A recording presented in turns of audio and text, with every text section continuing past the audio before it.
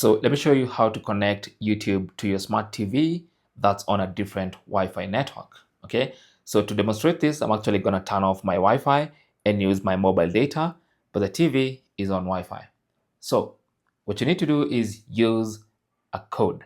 Okay, so simply go to your YouTube app on the smart TV, launch it, and then you want to go to the menu on the left hand side and scroll to the bottom and select settings. Under settings, scroll down to the link section. You want to select link with TV code. So once you select that, you will now see a code on your screen.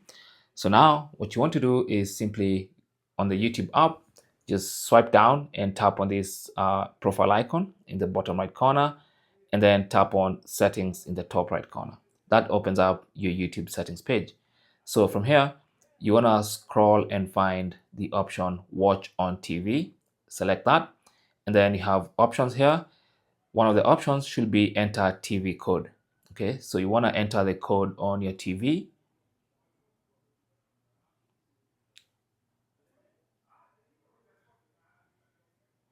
And once you enter the code on your TV and it's the correct code,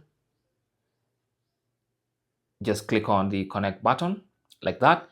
And as you can see, the TV is connected, even though you can see my Wi-Fi is turned off. Okay, so now from here, all I can do, or all I need to do, is just scroll on my phone, find a video that I want to watch, click on it, and then click on play, and it starts playing on the TV. Simple as that. And I can scroll again, pick another video, watch it. I can go ahead and comment, and I can even create a queue for different YouTube videos that I want to watch, maybe in form of a sequence. Okay, so that is basically how to connect YouTube to a smart TV that's on a different Wi-Fi network. Thanks for watching. Don't forget to like and subscribe, and good luck.